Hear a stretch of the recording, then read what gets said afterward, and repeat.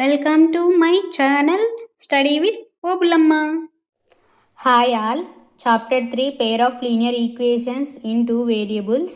ఈ చాప్టర్లో చాలామంది డౌట్స్ అడుగుతున్నారు, అందుకే మెయిన్ పాయింట్స్ అండ్ ప్రాబ్లమ్స్ గురించి ఎక్స్ప్లెయిన్ చేసుకుందాం. Okay, next we will go to important points. First point, general form of linear equations. a1x plus b1y plus c1 equals to 0, a2x plus b2y plus c2 equals to 0. ఇది general form of linear equations in two వేరియబుల్స్లో ఈ two variables టాపిక్లో ఈ general form use చేసుకొని main problems అన్నీ solve చేస్తాము. చూడండి, wear a1, a2, b1, b2, c1, c2 are real numbers. ఇవి అనేటివి కోఎఫిషియంట్స్, y కోఎఫిషియంట్స్ అండి. వీటికి రియల్ నెంబర్స్ అనేటివి ఉంటాయి. అంటే మామూలు 2x ప్లస్ 4y ప్లస్ అలా ఉంటుంది.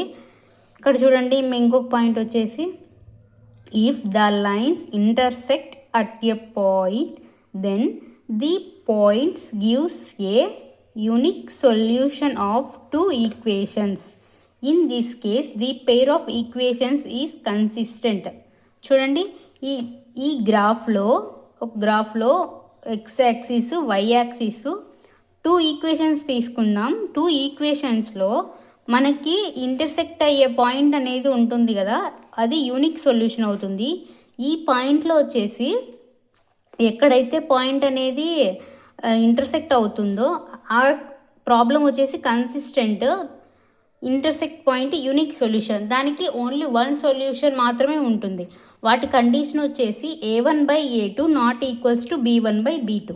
ఇది ఫస్ట్ సెకండ్ పాయింట్కి కంటిన్యూషన్ అండి. ఇది చూడండి, a1/a2 not equals to b1/b2 ఇచ్చిన ఈక్వేషన్స్లో ఉండే ఈ రియల్ వాల్యూస్. ఇది a1, a2, b1, b2 అనేది నాట్ ఈక్వల్స్ టు అయితే ఆ గ్రాఫ్ వచ్చేసి కన్సిస్టెంట్ ఇంటర్సెక్టింగ్ అవుతుంది టూ లైన్స్ది, అండ్ వన్ సొల్యూషన్ ఉంటుందండి. నెక్స్ట్ చూడండి, next point, if the lines coincide then there are infinitely many solutions, each point on being a solution. In this case the pair of linear equations independent.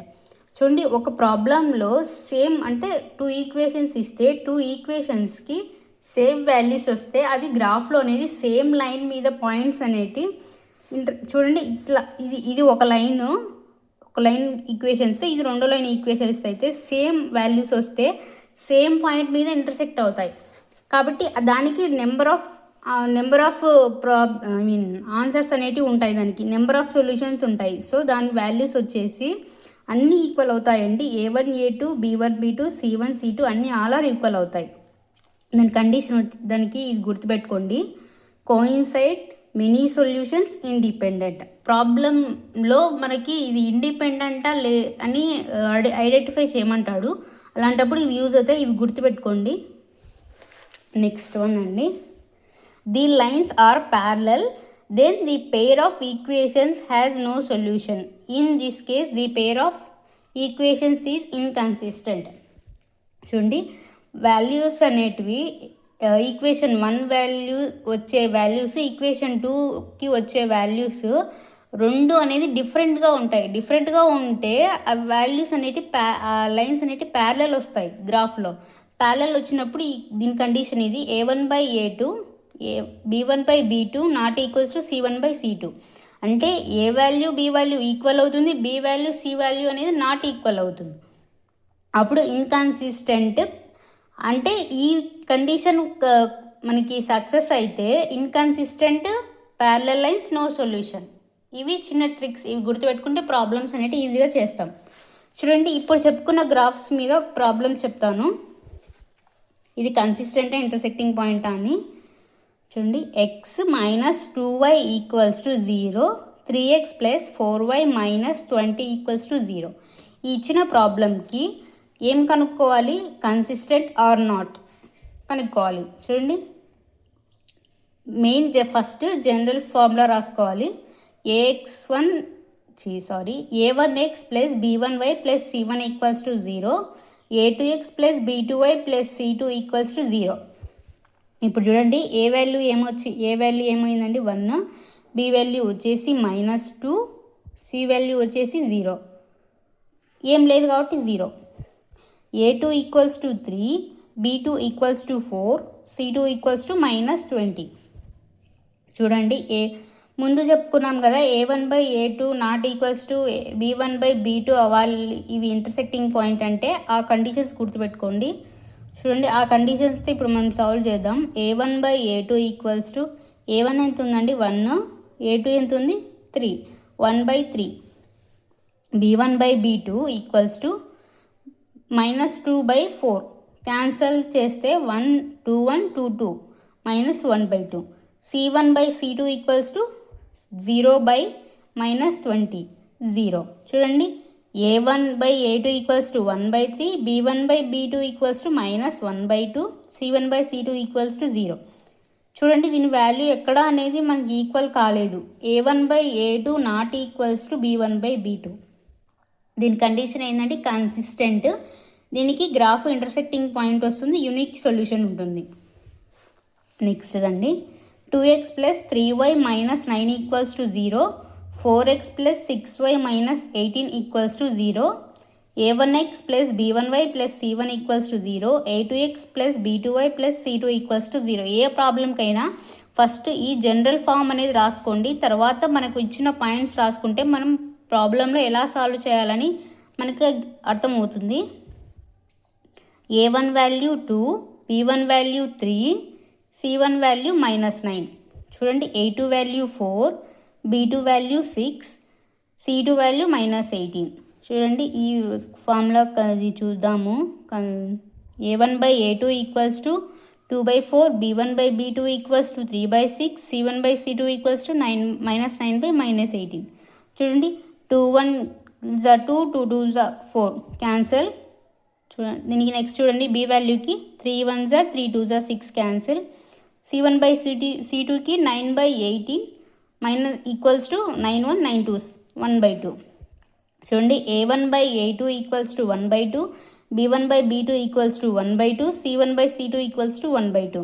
All are equal condition follow అయితే coincide lines, infinite many solutions, independent. ముందు చెప్పుకున్న పాయింట్లో అయ్యే కదండి ఉండేది. Same problem అనేది solve అయింది. Okay, next problem చూడండి. x plus 2y minus 4 equals to 0, 2x plus 4y minus 12 equals to 0. చూడండి a1 వాల్యూ ఏముంది 1, b1 వాల్యూ ఏముంది 2, c1 వాల్యూ ఏముంది -4, a2 వాల్యూ ఏముంది 2, b2 వాల్యూ 4, c2 వాల్యూ -12.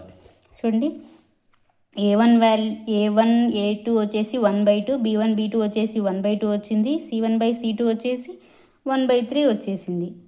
అప్పుడు చూడండి అప్పుడు దీని కండిషన్ వచ్చేసి a1ను a value b value same అయింది, c వాల్యూ నాట్ ఈక్వల్. చూడండి condition a1/a2 equals to b1/b2 not equals c1/c2. దీంట్లో ఏంటంటే points inconsistent, parallel lines, no solution. వీటికి గ్రాఫ్ అనేది ప్యారలల్ లైన్స్ వస్తుంది, సొల్యూషన్ నో. ఓకే, వీటి మీద గ్రాఫ్ మెథడ్ చూద్దాం.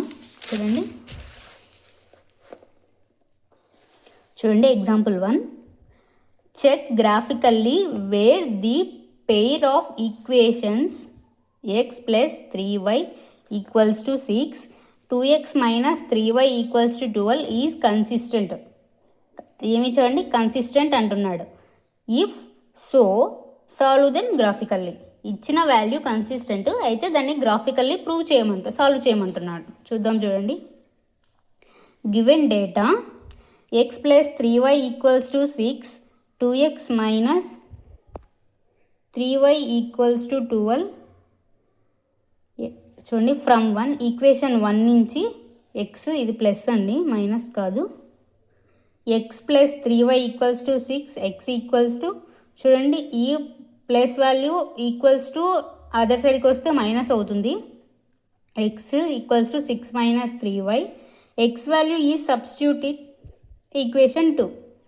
ఈక్వేషన్ 2లో సబ్స్టిట్యూట్ చేస్తే ఇది ఈక్వేషన్ 2, ఇందులో సబ్స్టిట్యూట్ చేస్తే చూడండి 2 ఎక్స్ ప్లేస్లో 6 minus 3y minus 3y equals to 12 minus 2 6 or 12 minus 2 3 6y minus 3y equals to 12.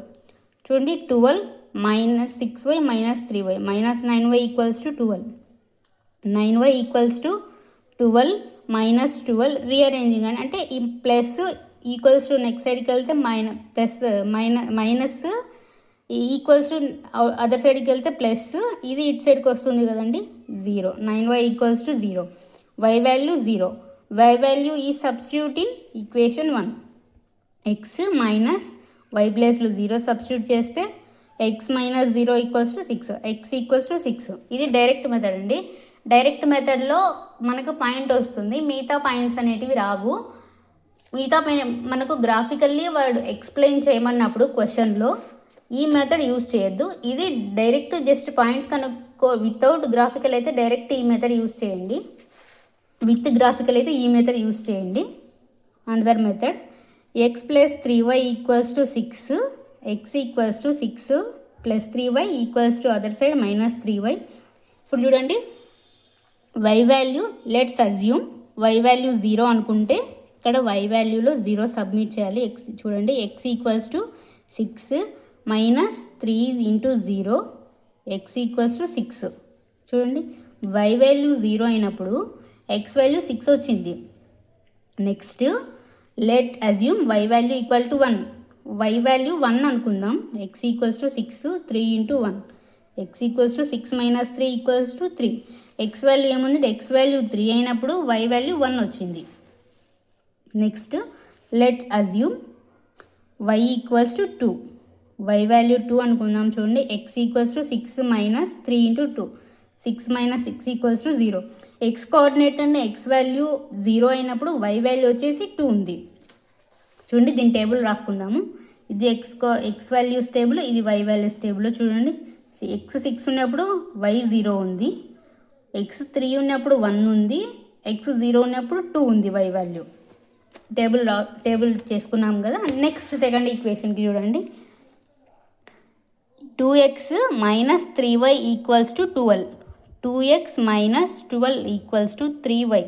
చూడండి ఎలానో ఈ 12 అనేది రైట్ సైడ్కు, 3y అనేది లెఫ్ట్ సైడ్కు. చూడండి రీఅరేంజింగ్ చేసుకుందాం ఈ ఈక్వేషన్ని. 3y minus 2x minus 12 y value అండి 2x మైనస్ 12. ఇక్కడ 3 అనేది మల్టిప్లికేషన్ అవుతుంది కాబట్టి ఈక్వల్స్ టు నెక్స్ట్ సైడ్కి వచ్చేసరికి డివైడెడ్ బై అవుతుంది.